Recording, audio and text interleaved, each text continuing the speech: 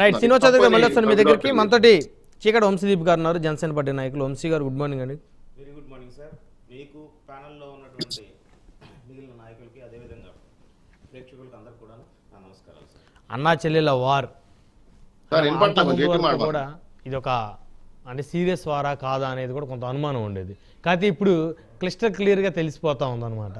మాటలు, వారిద్దరి మాటలు కానీ ఒకరి మీద ఒకరు చేసుకున్న విమర్శలు కానీ చూస్తూ ఉంటే ఇది 100% సీరియస్ వార్గా కనపడతా ఉంది సార్. బ్రహ్మనాయుడు గారు మామూలుగా మనం ఉన్నటువంటి ఇది భారతదేశ సాంప్రదాయం. రైట్ వంశీ గారు మీ దగ్గర టెక్నికల్ ఇష్యూ వచ్చింది, మళ్ళీ వస్తాను మీ దగ్గరికి.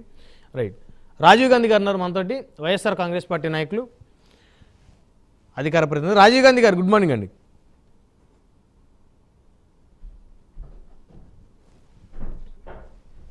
ఒకసారి మీ వాయిస్ మ్యూట్లో ఉంది, అన్మ్యూట్ చేయండి రాజీవ్ గాంధీ గారు. బ్రహ్మనాయుడు గారు నా వాయిస్ వస్తుంది ఇప్పుడు? వస్తుంది.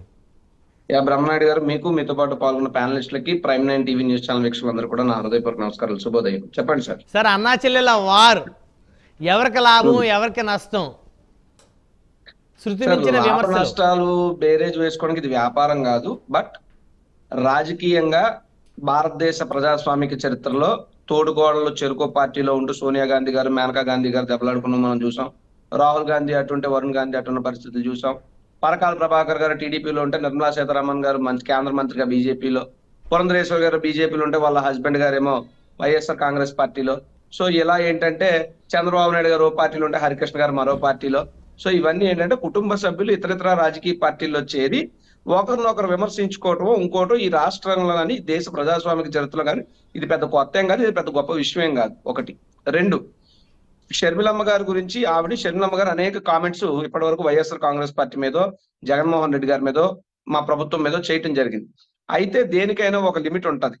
న్యూటన్స్ థర్డ్ లా ప్రకారం for every action there will be an equal and opposite reaction అన్న పద్ధతిలో ఎంతకాలం ఓపిక పట్టినప్పటికీ కూడా ఒక మేధావి మౌనం సమాజానికి ప్రమాదకరం అన్న పెద్దల మాట గాని, మౌనం అర్ధాంగీకారం అన్న చందంలో గాని నోరు విప్పి నిజాన్ని మనం చెప్పకపోతే అది ఇబ్బంది అవుతుంది. కాబట్టి ఖచ్చితంగా జగన్మోహన్ రెడ్డి గారు నోరిప్పి మాట్లాడారు. అయితే పసుపు చీర కట్టుకుని షర్మిలమ్మ గారు వెళ్ళారు చంద్రబాబు దగ్గరికి, కానీ జగన్మోహన్ రెడ్డి గారు అన్న మాటని అదేదో పెద్ద అన్పార్లమెంటరీ వర్డ్ లాగా, లేదంటే మహిళా జాతికి కించపరిచేశారనో, లేదా ఆవిడ మరీ ఓవర్ యాక్టింగ్ గా షర్మిలమ్మ గారు నేను చీర కట్టుకుని వెళ్ళారన్నారు కానీ ఇంకో తప్పుడు మాట ఏం మాట్లాడలేదు కదా, అంత ఓవర్ యాక్షన్ పనికి రాదు. అయితే మహిళల పట్ల తెలుగుదేశం పార్టీ కూడా ఇప్పటి వరకు శ్రీనివాస్ చౌదరి గారు సోదరులు అంటే ఆయన అంటే నాకు వ్యక్తిగత గౌరవం ఉంది. ఆయన మహిళలంటే టీడీపీకి చాలా గౌరవం అన్నారు. ఎస్, మహిళలంటే మీకు ఎంత గౌరవమో తెలుసు. కోడలు మగబిడ్డను కంటానంటే అత్త వద్దంటాదా అని అడిగినటువంటి చంద్రబాబు నాయుడు గారు మహిళల గురించి మాట్లాడితే మనం వినాలి. అదే విధంగా షర్మిలమ్మ గారు మహిళ కాదు కదా, లక్ష్మీ పార్వతి గారు కూడా మహిళే కదా. ఆ లక్ష్మీ పార్వతి గారి మీద మీరు ఎన్ని చేశారు, ఏ విధమైనటువంటి కార్టూన్లు వేయించారు, ఒక మహిళా జాతిని మీరు ఎలా కించపరిచారో మీకు తెలుసు. కాబట్టి ఏంటంటే తెలుగుదేశం పార్టీ షర్మిలమ్మ గురించో జగన్మోహన్ రెడ్డి గారు కుటుంబ వ్యవహారం గురించి మాట్లాడేటప్పుడు మీ గులిమింద కింద సామెత లాగా మీ కింద నలిపేదో ముందు మీరు చూసుకుని మీరు తిన్నంగా ఉండి తర్వాత ఎదుటివాడిని అదిగో నువ్వు నల్లగా ఉన్నావు, అదిగో నీకు మచ్చ ఉందని మీరు విమర్శిస్తే అది పద్ధతి. అంతే తప్ప మీరే ఒంటి నిండా మచ్చలతో ఉండి మా మీద, మా ప్రభుత్వం మీద, మా నాయకుల మీద మాట్లాడటం తగదు. ఒకటి. ఇక రెండు, షర్మిలమ్మ గారు యాజ్ చెల్లెలుగా ఆవిడ మాట్లాడుతున్నారు, లేదా నర్రెడ్డి సునీత గారు చెల్లెలుగా మాట్లాడుతున్నారని మీరు చాలా చక్కగా చెప్తారు. మరి అదే మీడియా వైఎస్ అవినాష్ రెడ్డి గారు తల్లి చెప్పింది అంటే చెల్లి చెప్పింది నమ్మాలా అన్నటువంటి ఆలోచన చేస్తున్న మీరు మరి వైఎస్ అవినాష్ రెడ్డి గారు తల్లి రాసినటువంటి లేఖ గురించి ఎందుకు ప్రస్తావించరు? వైఎస్ విమల గారు అనేక సందర్భాల్లో షర్మిలమ్మ గారి గురించి ఆవిడ చేస్తున్నటువంటి గారి గురించి, వైఎస్ విమల గారు ఎవరు స్వయం వైఎస్ రాజశేఖర రెడ్డి గారి సోదరే కదా మరి ఆవిడ. అంటే జగన్మోహన్ రెడ్డి గారి సోదరు చేస్తున్నటువంటి విమర్శల గురించి మాట్లాడుతూ ప్రశ్నిస్తూ ఆలోచిస్తున్నటువంటి మీడియానో కుహానా మేధావులో కొంతమందో మరి వైఎస్ రాజశేఖర రెడ్డి గారు చెల్లెలు చెప్పిన దాని గురించి కూడా మీరు ఎందుకు ఆలోచించట్లేదు, దాని మీద కూడా ఎందుకు మాట్లాడట్లేదు అన్నటువంటి ప్రశ్న సమాజంలో ఉత్పన్నం అవుతుంది. ఇది రాజకీయ వేదిక. ఈ రాజకీయ వేదికలో జగన్మోహన్ రెడ్డి గారిని ఇప్పటి వరకు ఎదుర్కోలేక అక్కడ సోనియా గాంధీ గారి దగ్గర ఇప్పుడు చంద్రబాబు నాయుడు గారి వరకు అనేక పక్కదారులు పట్టి వచ్చి జగన్మోహన్ రెడ్డి గారి మీద దాడి చేసే ప్రయత్నంలో భాగంగానే ఇదంతా జరుగుతుంది. నేను ఇంకొక విషయం చెప్తాను. వైఎస్ రాజశేఖర రెడ్డి గారు లేదా చంద్రబాబు నాయుడు గారు అనేటువంటి వారు తొలి రోజుల్లో మిత్రులైనప్పటికీ తర్వాత రాజకీయంగా బద్ధశత్రులుగా మారారు అన్నటువంటి విషయం ఈ రాష్ట్రంలో అందరికీ కూడా తెలుసు. అయితే ఆ రాజశేఖర రెడ్డి గారి వ్యక్తిత్వ హననం చేయడానికి కొంత సెక్షన్ ఆఫ్ మీడియాను అడ్డం పెట్టుకుని, ఈవెన్ ప్రజారాజ్యం పార్టీని కూడా జెండా పీకేద్దామని రాసింది పచ్చ మీడియాయే కదా. ప్రజారాజ్యం పార్టీని సగం నాశనం చేసింది పచ్చ మీడియానే కదా. అటువంటి ఆంధ్రజ్యోతి రాధాకృష్ణ, ఒక పక్క రాజశేఖర రెడ్డి గారి వ్యక్తిత్వం చేసింది అదే రాధాకృష్ణ. అటువంటి రాధాకృష్ణతో నిస్సిగ్గుగా వెళ్ళి ఇంటర్వ్యూ కూర్చున్నప్పుడే ప్రతి వైఎస్ఆర్ అభిమాని ఎంతో బాధపడ్డాడు. అదొక ఎత్తు అయితే వైఎస్ రాజశేఖర రెడ్డి గారి ఆస్తిపాస్తులు ఎవరైనా షర్మిలమ్మ గారికి ఏం ఆవిడకి డబ్బులు లేవా? సార్ ఒక్క మాట, అంటే వెళ్ళి ఇంటర్వ్యూలో కూర్చోకూడదా? షర్మిల గారు వెళ్ళి మీరు ఇప్పుడు ఏదైతే సోకాల్డ్ మీడియా చెప్పారో వాళ్ళ ఇంటర్వ్యూలో పార్టిసిపేట్ చేయకూడదా? అంటే అది పలాని కులం వాళ్ళకే ఆ ఛానల్, పలాని పార్టీ వాళ్ళకే అని ఉందా సార్? మీ వైఎస్ఆర్ కాంగ్రెస్ పార్టీలు ఎవరు ఆ పార్టీలు ఇంటర్వ్యూకి వెళ్ళలేదు. ఇప్పుడు మీరెంత మాట్లాడినా నేనెంత మాట్లాడినా ఈ రాష్ట్రంలో మీడియా అనేటువంటిది ఒక సెక్షన్ కి బయాస్డ్ గా ఉన్నటువంటి విషయం అందరికీ తెలిసిందే.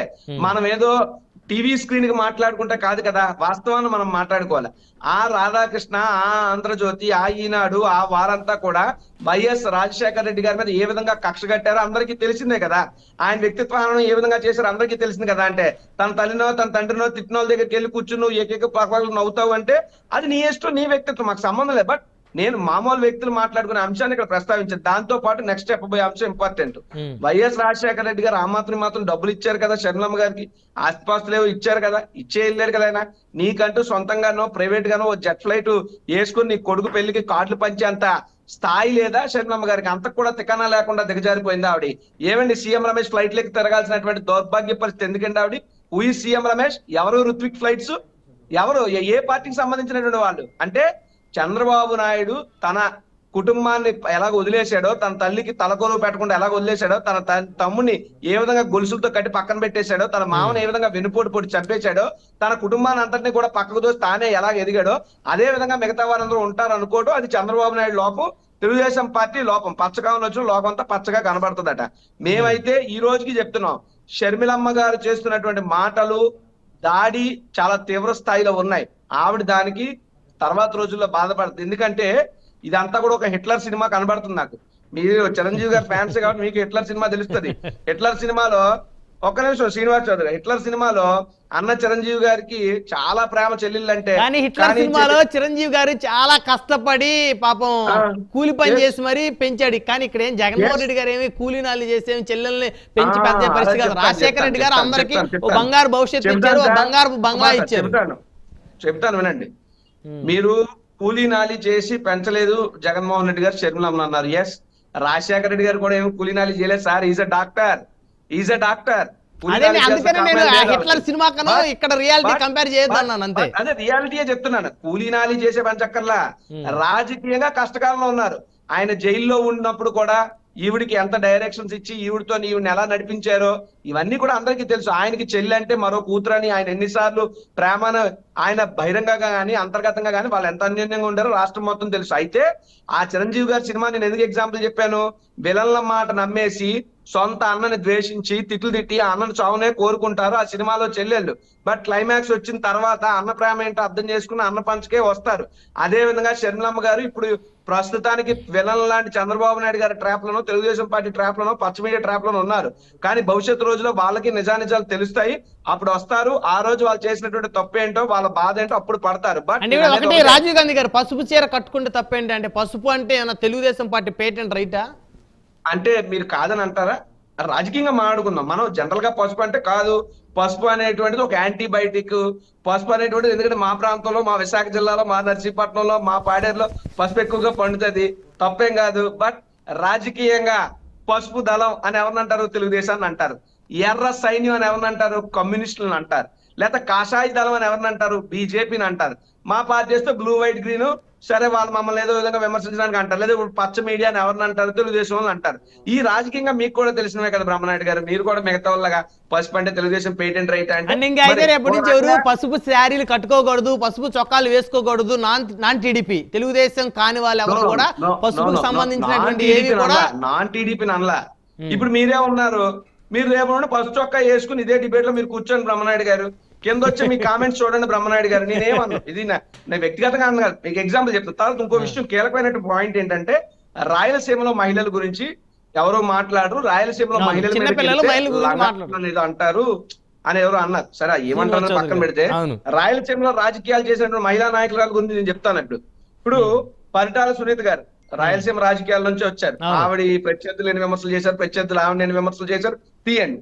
అలాగే జొన్నలగడ్డ పద్మావతి గారు ఉదాహరణగా మా పార్టీ, అదే రాయలసీమ ప్రాంతానికి చెందినటువంటి శాసనసభ్యురాలుగా చేసి వచ్చారు.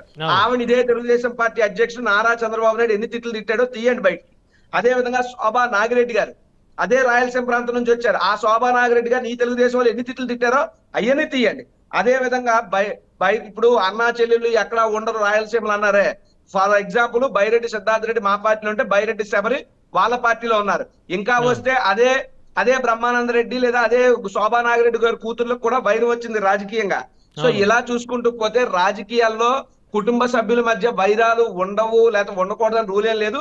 చాలా చోట్ల ఉన్నాయి. అంటే వాళ్ళందరూ రాజశేఖర రెడ్డి గారి ఫ్యామిలీ ఒకటేనా? ఏదండి వాళ్ళందరూ రాజశేఖర రెడ్డి గారి కుటుంబం ఒకటేనా? నేను ఎవరి కుటుంబ స్థాయి వాళ్ళకు ఉంటాం. మరి అంటే ఒక స్థాయి ఉన్న కుటుంబంలో ఉన్నటువంటి వ్యక్తులు ఈ విధంగా విమర్శించుకోవటం అనేది ఎంతవరకు కరెక్ట్ అనేదే కదా మన ప్రధాన కదా. ఇన్నాళ్ళు ఎవరు విమర్శించకుండా ఉన్నారు? జగన్మోహన్ రెడ్డి గారు విమర్శించకుండా ఉన్నారు. సొంత మేనర్ నిశ్చితార్థానికి వెళ్ళినప్పుడు జగన్మోహన్ రెడ్డి గారు అక్కడికి వెళ్ళిన తర్వాత ఆవిడ ప్రవర్తించిన తీరేంటి, లేదా తెలుగుదేశం పార్టీ నాయకులు వస్తే షర్మిలమ్మ గారు ప్రవర్తించిన తీరేంటి అన్నటువంటి రాష్ట్రంలో ప్రజలకు తెలీదా? ఎవరు సోషల్ మీడియాని చూడట్లేదా? సో దేనికైనా ఒక హద్దు ఉంటుంది. హద్దు మీరు మాట్లాడితే ఖచ్చితంగా రియాక్షన్స్ వస్తాయి. షర్మిలమ్మ గారు కేవలం చంద్రబాబు నాయుడికి మాటలను ఆవిడ మాట్లాడుతున్నారు తప్ప ఇంకొకటి కాదు.